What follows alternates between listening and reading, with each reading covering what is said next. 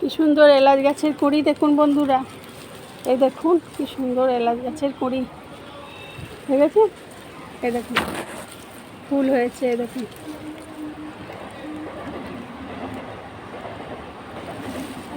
এলাচ ধরবে তাই ফুল হয়েছে, ফুল ঝরেও যাচ্ছে। এবার মনে হয় কুড়িটা,